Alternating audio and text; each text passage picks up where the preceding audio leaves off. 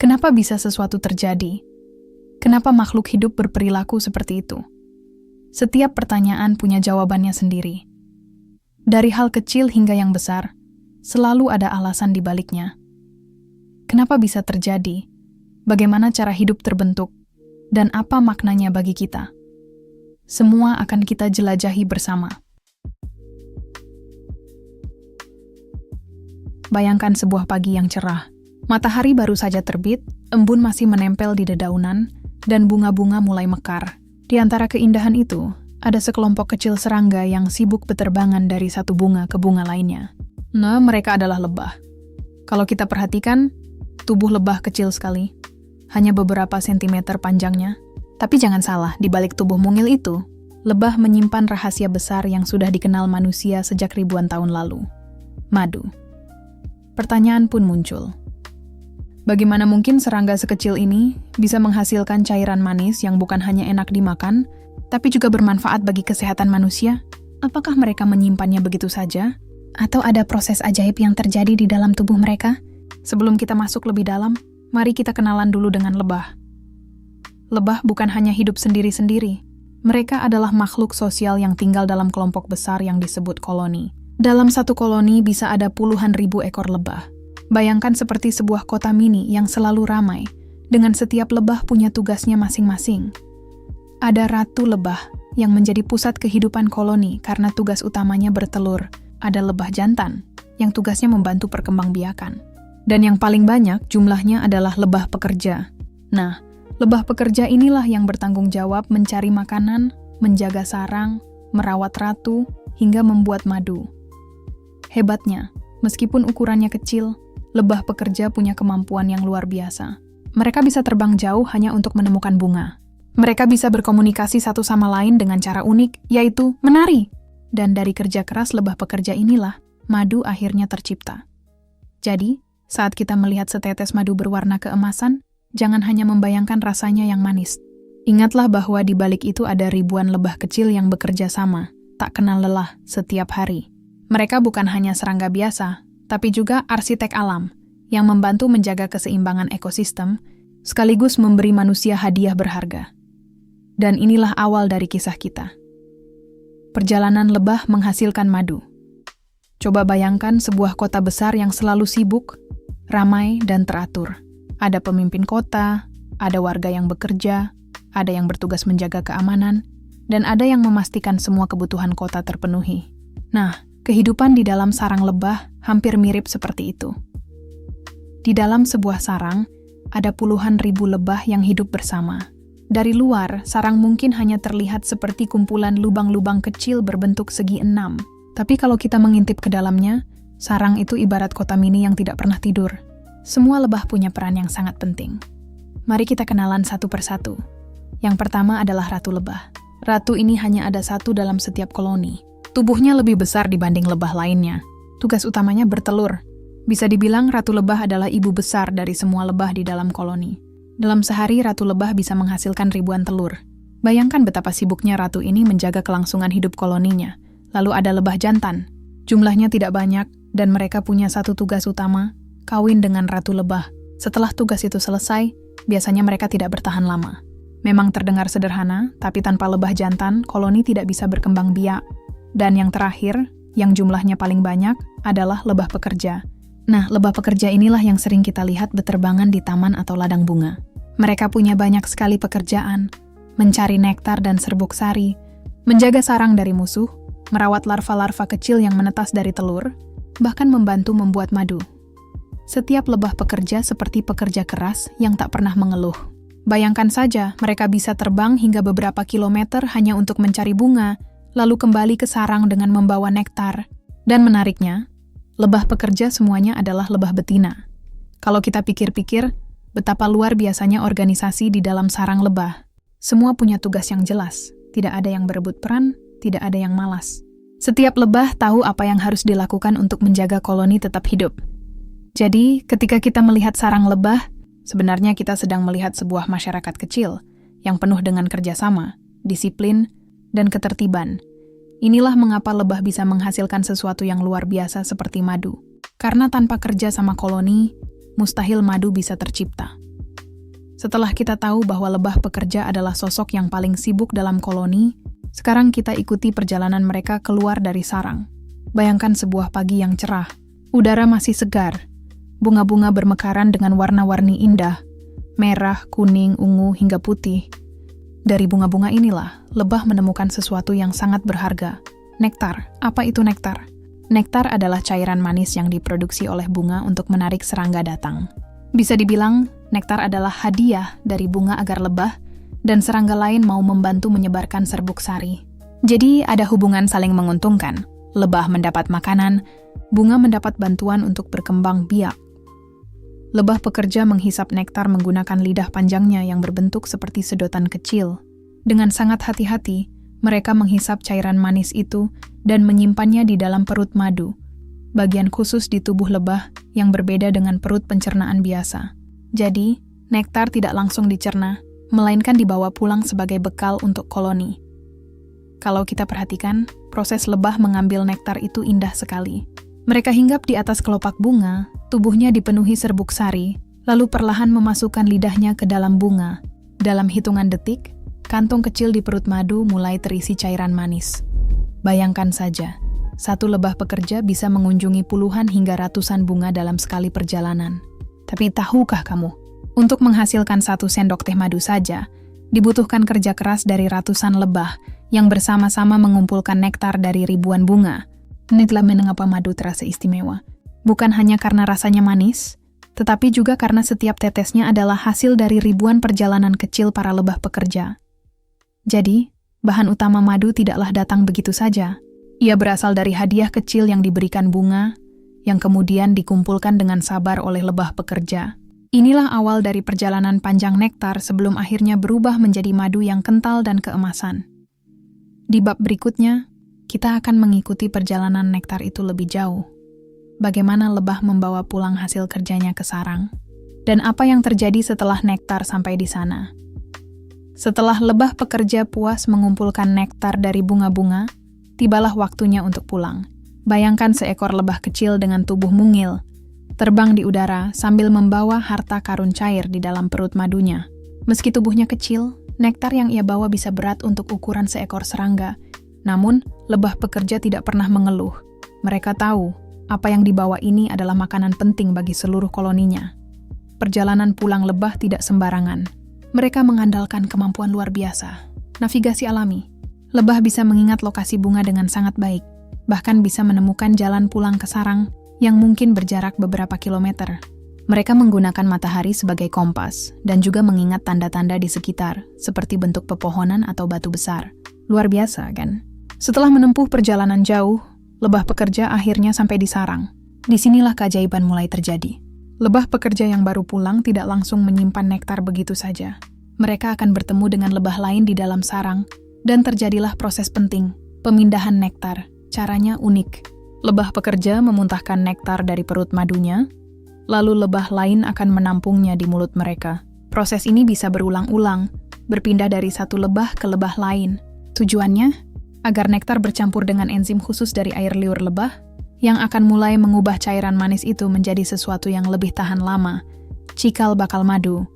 Bayangkan seperti relay race atau lomba lari estafet. Tongkat estafet berpindah dari satu pelari ke pelari lain. Bedanya, pada lebah yang berpindah bukan tongkat, melainkan nektar cair yang manis. Proses ini mungkin terlihat sederhana, tapi sebenarnya sangat penting. Tanpa perpindahan ini, nektar tidak akan berubah menjadi madu yang kental dan awet.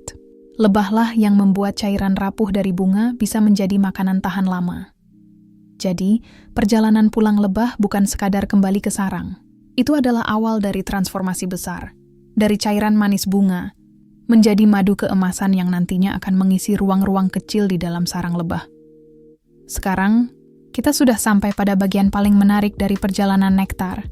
Proses ajaib di mulut lebah. Kalau sebelumnya nektar hanya berupa cairan manis yang encer, kali ini kita akan melihat bagaimana cairan itu perlahan berubah menjadi cikal bakal madu. Begini ceritanya. Setelah lebah pekerja menghisap nektar dan membawanya pulang ke sarang, mereka tidak langsung menyimpannya. Nektar itu dikeluarkan kembali dari perut madu, lalu dipindahkan ke mulut lebah lain. Proses ini bisa terjadi beberapa kali. berpindah dari satu lebah ke lebah lain, seperti sebuah estafet alami. Di setiap perpindahan itulah terjadi hal penting. Nektar bercampur dengan enzim khusus yang ada di air liur lebah. Enzim ini bekerja seperti mesin kecil yang mulai mengubah struktur gula di dalam nektar. Cairan yang awalnya sangat encer dan mudah rusak perlahan berubah menjadi cairan yang lebih kental, lebih awet, dan lebih tahan lama. Bayangkan seperti ketika manusia mengolah buah menjadi selai. Buah yang tadinya cepat busuk, setelah dimasak dan diberi gula, bisa bertahan lama. Nah, lebah juga melakukan hal serupa, hanya saja dengan cara alami di dalam mulut mereka. Uniknya lagi, saat nektar diproses di mulut lebah, kadar air di dalamnya juga mulai berkurang. Ingat, madu yang kita kenal itu teksturnya kental, bukan encer seperti air. Dan perubahan itu dimulai dari proses kecil yang terjadi di mulut lebah ini. Kalau kita perhatikan lebih dalam, proses ini adalah bukti betapa luar biasanya alam bekerja. Seekor serangga mungil, tanpa mesin canggih, tanpa pabrik, bisa mengubah cairan bunga menjadi makanan bergizi tinggi hanya dengan kerjasama dan enzim alami. Jadi, setiap kali kita melihat setetes madu, kita sebenarnya sedang melihat hasil dari ribuan kali estafet nektar di dalam sarang lebah, di mana setiap lebah berperan sebagai pabrik kecil yang memproses bahan baku menjadi makanan siap simpan. Dan inilah yang membuat madu begitu istimewa. Bukan hanya soal rasa manisnya, tetapi juga kisah panjang di balik setiap tetesnya. Sekarang kita sudah tahu bagaimana nektar diproses di mulut lebah hingga mulai berubah menjadi cairan yang lebih kental. Tapi Bimo, tentu saja perjalanan itu belum selesai. Setelah diproses, pertanyaan berikutnya muncul. Di mana cairan berharga ini disimpan? Jawabannya ada di dalam rumah kecil para lebah, yang bentuknya mungkin sudah sering kita lihat. Sarang lebah dengan lubang-lubang segi 6. Coba bayangkan sebuah apartemen super rapi dengan kamar-kamar yang sama bentuknya. Begitulah sarang lebah. Setiap lubang kecil berbentuk segi 6 adalah tempat penyimpanan yang kokoh, efisien, dan hemat ruang. Bentuk segi 6 bukan dipilih sembarangan. Dari sisi matematika, segi 6 adalah bentuk yang paling kuat dan paling pas untuk mengisi ruang tanpa ada celah kosong. Luar biasa kan? Seekor lebah ternyata bisa membangun sesuatu yang bahkan para insinyur kagumi. Nah, di dalam lubang-lubang itulah lebah menyimpan nektar yang sudah mereka proses. Lebah bekerja dengan teliti memasukkan cairan manis itu ke dalam setiap sel segi 6, seolah-olah sedang menuangkan madu ke dalam botol mini. Bayangkan kalau kita zoom ke dalam sarang.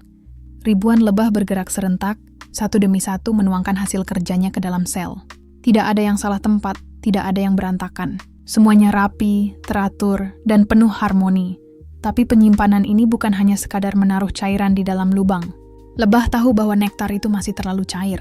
Kalau dibiarkan begitu saja, cairan itu bisa cepat rusak.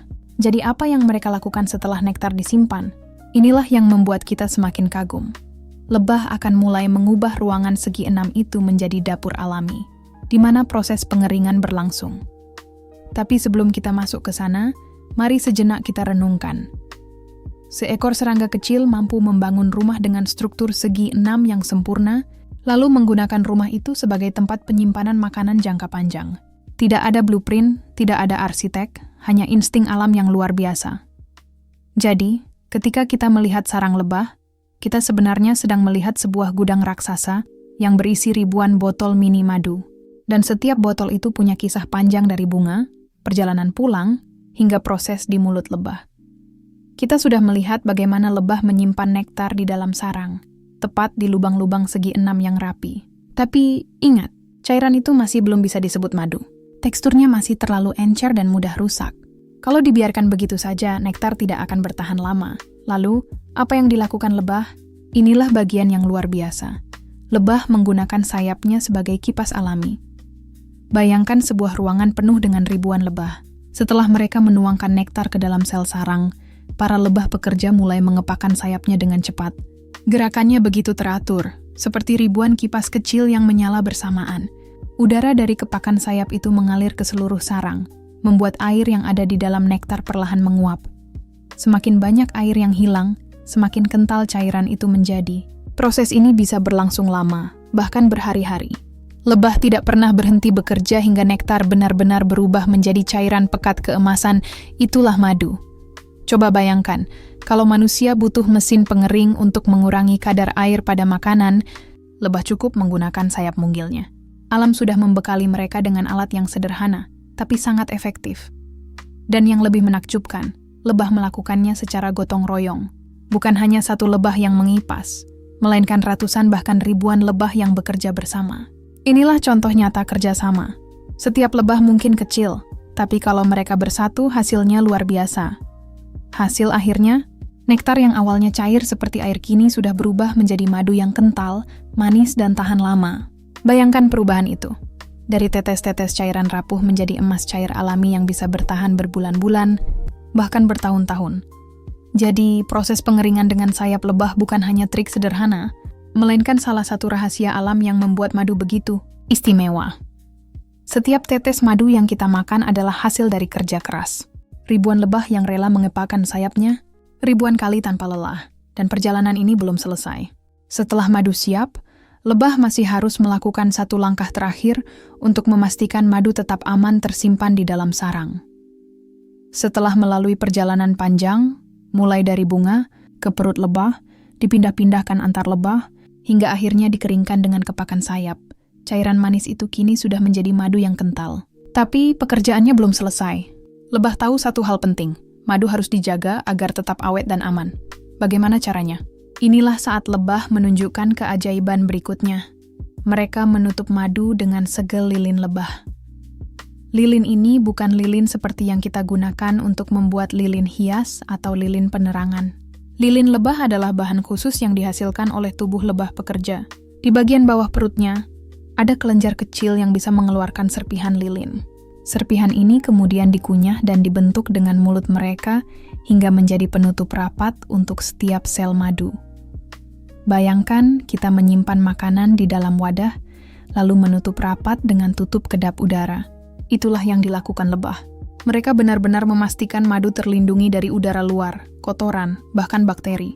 Dengan cara ini, madu bisa bertahan sangat lama, bahkan berbulan-bulan atau bertahun-tahun tanpa rusak. Kalau kita lihat dari dekat, segel lilin itu membuat sarang tampak seperti mosaik rapi. Sel-sel segi enam yang tertutup rapat, berisi madu emas cair di dalamnya, indah sekaligus fungsional. Dan ada fakta menarik. Lilin lebah tidak hanya berguna untuk lebah, tapi juga bermanfaat bagi manusia. Dari dulu, lilin lebah dipakai untuk membuat lilin alami, salep obat, bahkan produk perawatan kulit. Jadi, bukan hanya madu yang istimewa, tetapi juga lilinnya. Proses penyegelan ini menunjukkan betapa telitinya lebah. Mereka tidak hanya tahu cara membuat madu, tetapi juga tahu cara menyimpannya agar bisa menjadi cadangan makanan jangka panjang. Ingat, tujuan utama madu bukanlah untuk manusia, melainkan untuk koloni lebah sendiri. Saat musim dingin atau saat bunga sulit ditemukan, lebah bisa membuka segel lilin itu dan memakan madu sebagai sumber energi. Jadi, bisa kita simpulkan, madu yang kita nikmati hari ini adalah hasil dari kerja keras, ketekunan, dan sistem penyimpanan alami yang luar biasa dari lebah. Seringkali kita berpikir bahwa madu dibuat untuk manusia, untuk diminum, untuk obat, atau sebagai pemanis alami. Padahal sebenarnya, tujuan utama madu sama sekali bukan untuk kita. Madu adalah makanan untuk lebah itu sendiri. Coba bayangkan kehidupan seekor lebah pekerja. Setiap hari mereka keluar masuk sarang, terbang jauh mencari bunga, mengumpulkan nektar, dan memprosesnya menjadi madu. Semua itu bukan tanpa alasan. Mereka tahu, ada masa-masa sulit di depan yang harus dihadapi. Musim panas dan musim bunga adalah masa yang indah. Bunga bermekaran di mana-mana, sumber nektar melimpah. Lebah bisa dengan mudah mengisi perut dan sarang mereka. Tapi bagaimana saat musim hujan panjang? Atau di negara 4 musim, saat musim dingin tiba? Bunga tidak ada, cuaca dingin membuat mereka sulit keluar sarang. Kalau tidak punya cadangan makanan, koloni lebah bisa mati kelaparan. Disinilah peran madu menjadi sangat penting. Madu adalah cadangan energi bagi koloni. Dengan menyimpan madu di dalam sarang, lebah punya bekal untuk bertahan hidup di masa-masa sulit ketika dunia luar tidak ramah lagi. Kandungan madu yang manis kaya akan gula alami, yang bagi lebah adalah sumber energi cepat. Bayangkan saja, madu bagi lebah sama seperti nasi bagi manusia, makanan pokok yang menjadi sumber tenaga utama. Selain untuk energi, madu juga bermanfaat sebagai makanan bagi anak-anak lebah yang baru menetas. Larva-larva kecil yang akan menjadi penerus koloni diberi makan madu dan serbuk sari. Jadi madu juga adalah nutrisi pertumbuhan bagi generasi baru. Kalau dipikir-pikir, lebah adalah makhluk yang sangat visioner. Mereka tidak hanya hidup untuk hari ini, tetapi juga memikirkan hari esok. Mereka bekerja keras di musim bunga bukan karena rakus, melainkan karena tahu bahwa ada masa sulit yang harus mereka lalui bersama. Jadi, setiap kali kita melihat sarang lebah yang penuh madu, sebenarnya itu adalah gudang makanan cadangan. Dan setiap tetes madu di dalamnya adalah hasil kerja keras ribuan lebah untuk memastikan koloni tetap hidup, sehat, dan kuat. Lalu bagaimana dengan manusia? Mengapa kita bisa ikut menikmati madu yang sebenarnya adalah simpanan lebah?